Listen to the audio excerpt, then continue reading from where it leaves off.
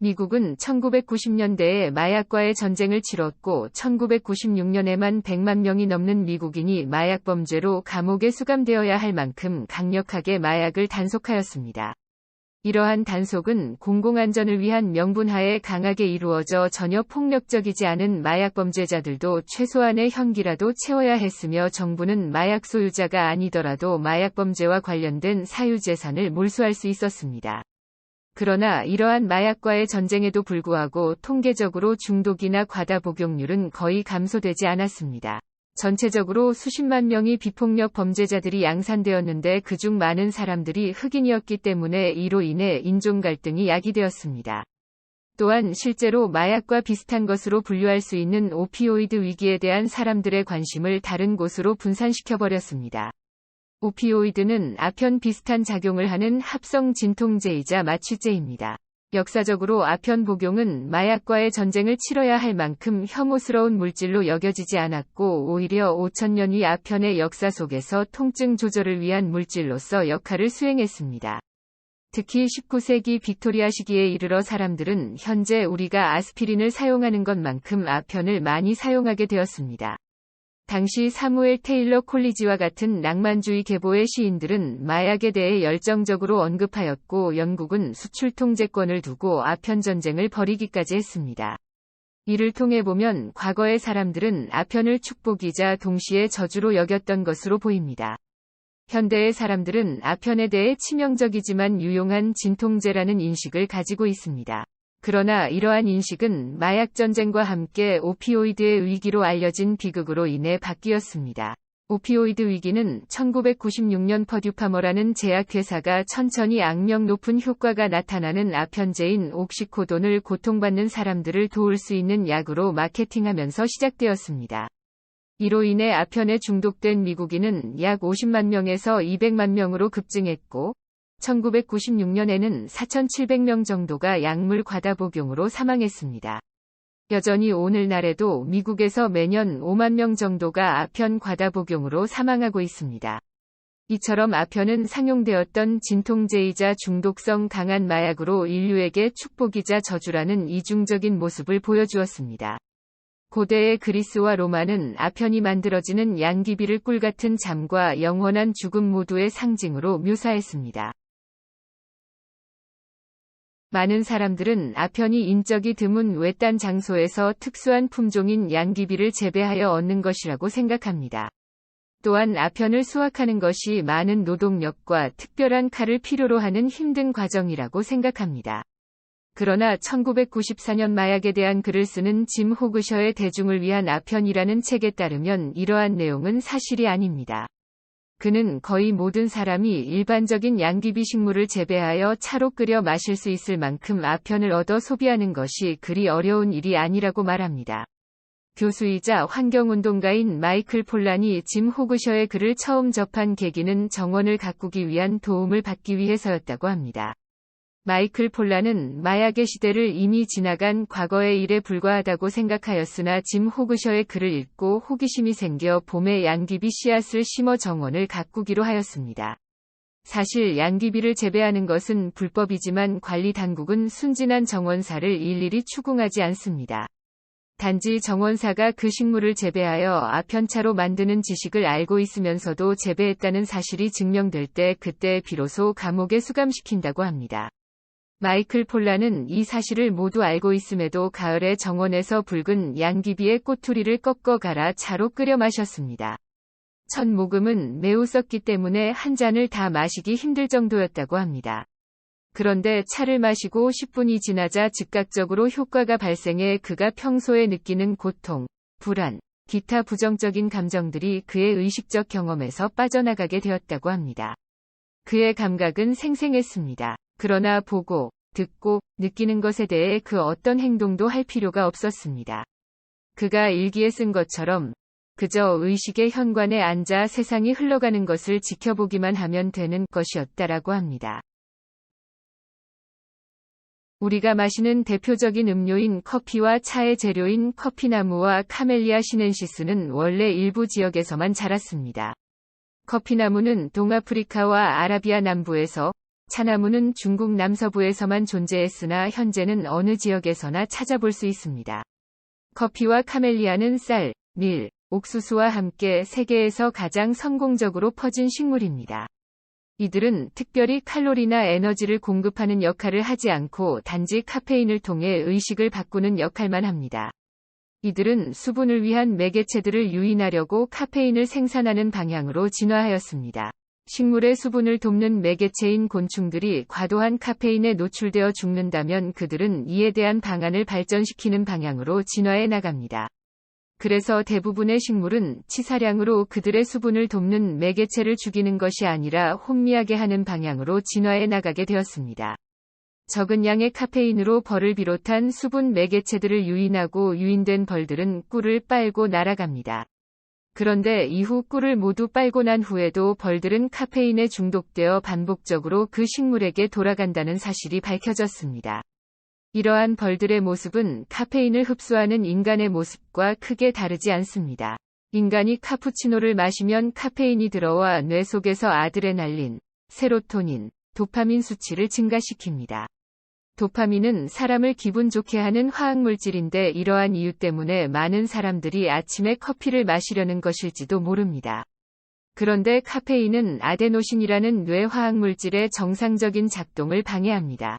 아데노신은 뉴런의 발생 속도를 낮추어 인간의 행동을 느리게 하기도 하고 졸음이 오게 하기도 합니다. 카페인은 아데노신과 결합해야 하는 수용체를 차단하여 뇌가 수면을 취하지 못하게 합니다. 마감일을 맞추기 위해 늦게까지 깨어있기 위해 카페인을 먹는 이들이 많은데 이는 문제가 될 수 있습니다. 커피 열매 발견의 기원은 정확하지는 않지만 9세기 에티오피아의 염소치기가 커피나무를 발견한 것에서 유래한 것으로 여겨집니다. 염소치기는 자신이 관리하는 염소 중 커피나무의 열매를 먹은 염소가 에너지가 넘치고 잠을 자지 않는다는 것을 발견하고 이 사실을 그 지역의 수도원장에게 알렸습니다. 그러자 그곳의 수도승이 열매를 음료수로 만든 것이 세계 최초 커피였습니다. 위의 기원은 논란이 있으나 한 가지 명확한 사실은 커피가 15세기에 동아프리카에서 아라비아 반도 전체를 가로질러 널리 퍼졌다는 것입니다. 그러면서 세계를 변화시켰는데 특히 종교, 정치, 철학, 경제 영역에서 중요한 역할을 했습니다. 우선 커피는 종교적으로 아랍 세계에 영향을 미쳤습니다. 이슬람의 신비주의자인 예멘 수피교도들은 긴 종교의식 동안 깨어있기 위해 이 음료를 마셨고 그것이 1570년대 오늘날 터키로 유입되어 콘스탄티노플에는 수백 개의 커피하우스가 들어섰고 사람들은 그곳에 모여 뉴스도 퍼뜨리고 게임도 했습니다. 두 번째로, 커피는 정치적으로 민주화된 공간 창출에 기여했습니다. 1600년대 후반이 되어 서양에 유입된 커피는 런던에만 수천 개의 커피하우스가 들어설 만큼 인기가 많았습니다. 그곳에서 다양한 계층의 사람들이 모여 정치에 대해 토론을 하고 신문을 읽으면서 커피하우스를 민주적인 공공장소로 만들었습니다. 세 번째로, 커피는 철학적으로 계몽주의로의 변화에 영향을 주었습니다. 수많은 커피하우스의 양사는 주로 술을 마셔 정신을 막지 못하고 주술적 사고에 익숙했던 유럽 사람들에게 커피를 마시면서 명료하고 명쾌한 사고를 할 수 있도록 하였습니다. 이것은 계몽주의라는 사상이 탄생할 수 있는 배경이 되었습니다. 마지막으로, 커피는 자본주의 시대에 사람들이 자지 않고 일을 하여 효율성을 높이는 방식을 도모할 수 있도록 하였습니다. 이전 시대 사람들은 태양을 기준으로 한 리듬에 따라 생활했습니다. 그러나 카페인을 먹으면서 사람들은 시간에 상관없이 깨어있을 수 있게 되었고 이것은 교대 근무 방식을 가능하게 했습니다. 또한 영리한 사업가들은 직원들에게 커피를 마시는 휴식 시간을 주면 생산성이 향상된다는 것에 주목하여 그러한 노동 문화를 만들었습니다. 이런 영향으로 인해 커피는 향정신성 약물임에도 불구하고 현대사회에서 금지되기는 어려울 것입니다. 환경운동가인 마이클 폴랑 교수는 카페인에 대한 연구를 수행하면서 사람들이 과연 이 연구에 관심을 가지고 있는지, 또 연구 결과에 따라 카페인을 더 이상 먹지 않는 것이 가능할 것인지에 대해 회의적인 입장이었습니다. 오늘날 많은 사람들 특히 미국인의 90%는 정기적으로 카페인을 복용하고 있는데 지속적인 카페인 섭취가 인체에 많은 해를 미치는지 조사한 결과 카페인 자체는 건강에 해롭지는 않지만 수면을 매우 방해한다는 사실이 밝혀졌습니다. 카페인은 그 자체로 인간에게 해를 끼치지 않고 오히려 유익할 때도 있습니다. 특정한 암, 심혈관 질환, 파킨슨병, 치매 및 제2형 당뇨의 발병 위험을 낮추는 것으로 알려져 있습니다. 하지만 카페인은 사람들이 잠을 들지 못하게 합니다. 신경과학자 맷 워커에 따르면 카페인의 섭취 후 약 12시간이 지나도 여전히 4분의 1이 남는데, 예를 들어서 정오에 커피를 마시고 자정이 되면 섭취한 카페인의 25%가 여전히 뇌에 남아 수면을 방해한다고 합니다. 인간은 잠을 자는 동안 뇌에서 단기 기억을 장기 기억으로 전환하는 데 도움을 주는 저주파를 방출하는데 커피는 이러한 저주파를 15에서 20%가량 낮춥니다. 이것은 12년 정도 더 나이 들게 하는 것과 같습니다. 이에 폴란 교수는 카페인 사용을 중단하였고 그러자 그는 곧 자신이 10대처럼 잠을 잘 수 있으며 매일 아침 피곤하지 않고 상쾌한 기분으로 일어날 수 있다는 것을 알게 되었습니다. 그러나 깨어있는 시간 동안 그는 그 장소에 현존하지 않는 것처럼 생생하게 삶이 느껴지지 않았고 작업에 집중하려고 많은 노력을 해야 했습니다. 3개월 후 그는 다시 커피를 마셨는데 그 한 모금이 그의 몸을 따뜻하게 하고 모든 것을 더욱 생생하게 만들어 주었습니다. 그러나 30분 후 그는 그 생생함이 지나쳐 모든 소리가 크게 들리고 귀에 거슬려 자신이 마치 미친 사람이 된 것 같았습니다. 그래서 그는 자신이 해야 하는 일에 대해 머릿속으로 떠올리기 시작했고 집에 왔을 때는 카페인이 진정이 되어 더 이상 통제 불가능하지 않게 되었습니다. 그러나 얼마 지나지 않아 그는 또다시 두 번째 커피를 마시고 싶어졌습니다. 커피는 중독성이 있습니다. 환경운동가인 마이클 폴란 교수는 향정신성 약물을 연구하던 중 메스칼린에 취했던 경험을 이야기합니다. 당시 그는 바닷가 만 근처에 책을 펴놓은 채 앉아 있었습니다. 무거운 펠리컨이 날아다니는 먹먹한 바다, 파도마다 다이아몬드처럼 반짝이는 햇빛, 아내의 양말에 선명한 연두색 등 볼 것이 너무 많았고 따라서 책을 읽는 것은 역겹고 불쾌한 일처럼 느껴졌습니다. 그가 하고 싶은 것은 사물을 보는 것뿐이었습니다. 메스칼린은 그의 과거나 미래에 대해 걱정할 수 없게 만들었습니다. 그는 현재의 포로가 되었고 그가 원하거나 필요로 하는 모든 것이 바로 그 앞에 있는 것처럼 보였습니다.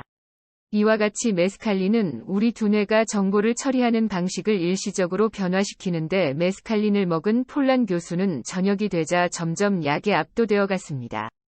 모든 색, 질감, 빛들을 볼 수 없을 정도로 현실을 제대로 인지하기 어려웠습니다. 그는 자신은 무력하게 있고 뇌가 공격받는 것 같은 느낌을 받았습니다. 그는 이러한 현상의 원인을 연구하였는데 신경과학 분야의 예측 코딩이라는 개념에서 단서를 찾을 수 있었습니다. 인간은 두뇌 안에서 물리적 세계의 객관적인 사물, 사건 또는 머릿속의 생각과 감정과 같은 것들을 끊임없이 예측하려고 합니다. 예측을 했으니 이러한 예측, 즉 가설이 정확한 것인지 확인하거나 수정하기 위해 두뇌는 필요한 만큼의 정보를 수용합니다. 그런데 메스칼린을 먹으면 마치 수문을 연 것과 같이 감각 정보와 감정이 쏟아져 들어와 의식적인 자각을 하지 못하고 뇌 안에서 예측하는 것을 불가능하게 만듭니다. 이것은 마치 모든 것이 너무 흥미로워 일상생활을 불가능하게 만드는 것과 같습니다. 메스칼린을 생성하는 선인장과 같은 식물이 이러한 환각 물질을 왜 만드는지 정확하게 밝혀지지는 않았습니다. 아마로 선인장 중 하나인 페요테를 예를 들어 생각해보면 그 상위 포식자에게 맛이 좋지 않게 느끼게 하여 자신을 방어하는 데 활용한 것 같습니다. 사실 메스칼린은 인간에게도 그다지 맛있지 않으나 그 효과가 너무나도 매력적이어서 아메리카 원주민들은 신성한 의식의 일부로 그것을 이용했습니다. 악마의 뿌리, 이단적인 변태, 비밀을 발견 할 수 있게 하는 물질이라고 17세기 멕시코 종교 재판에서 비난받은 것은 선인장의 일종인 페요테와 그것에서 나온 향정신성 차였습니다.